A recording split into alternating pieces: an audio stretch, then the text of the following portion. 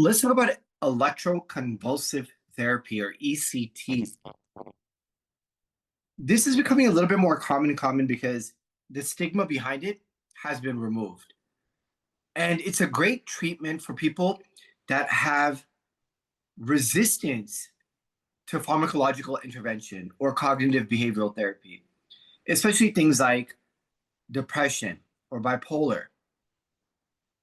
So, what is this?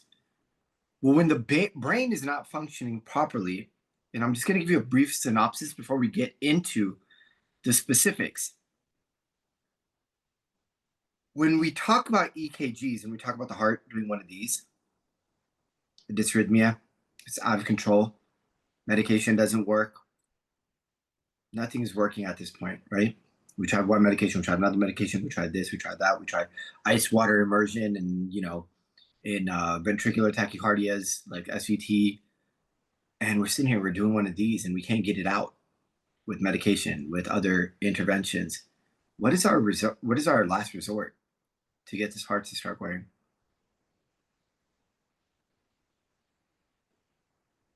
What do?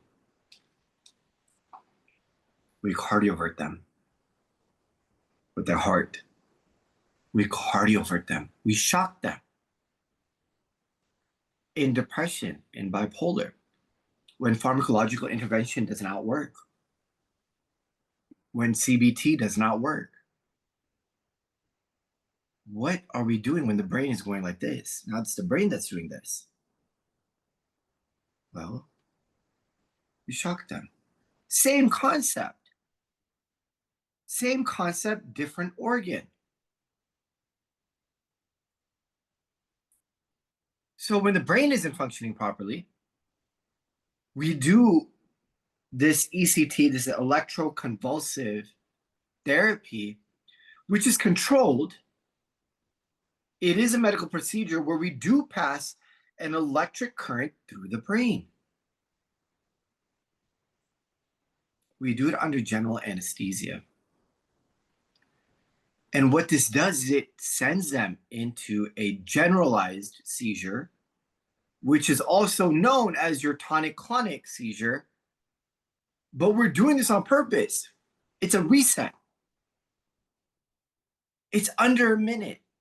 Whereas your tonic-clonic, you have that tone, that stiffness, that rigidity, and you have the jerky movements, tonic-clonic, where they can bite their tongue, things of that nature, and it lasts, well, we time it, because it depends on how long it lasts, right? We don't know. So now we're able to reset these neurotransmitters and reset our brain. So things like severe depression, bipolar, and certain psychotic states where the brain is doing one of these, whereas in cardiology, the heart's doing one of these. And the heart, if none of these things work, we shock them. If the brain is doing one of these, well, we shock them. Anybody ever seen an EEG? An actual EEG done? Doesn't it kind of look like an EKG? With the waves, the patterns, the different electrodes? Yeah. Not that they're related, but I'm just saying, think about that. So same idea. To make it simple. Prior to this procedure, we're going to make them NPO, 6 to 8 hours. If we're trying to cause a seizure, are we going to give them anti-seizure medication?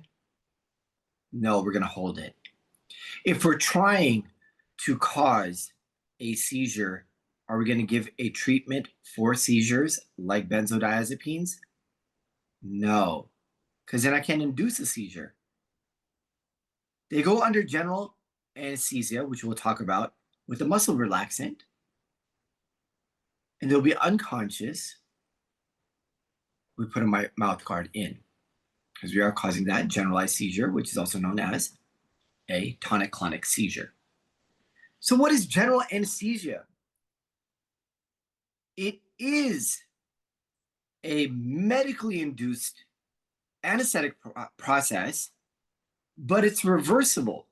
They're going to be unconscious. We give them analgesia for pain, muscle relaxants. So they're able to not have that severe tonic-clonic reaction, but we're not giving them anti-seizure medications or benzos because those will stop us from causing it. But we want them to be in a very relaxed, unaware state so we can actually perform this to the best of its ability.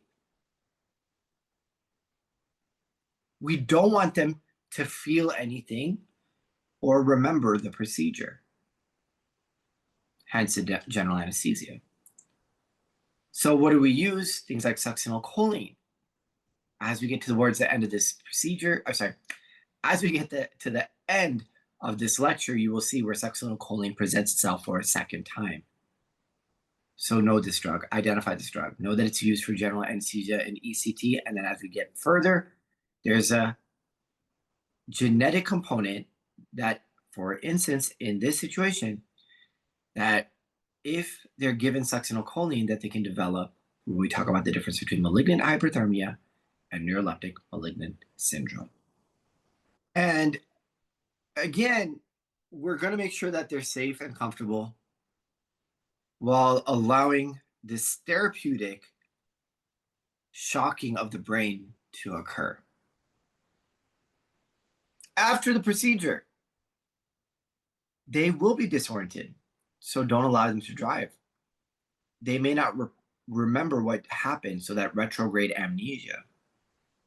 They may develop a headache. We did just shock them. And again, give them oxygen before and after. We want to always make sure that we're getting that blood flow and oxygen to the brain.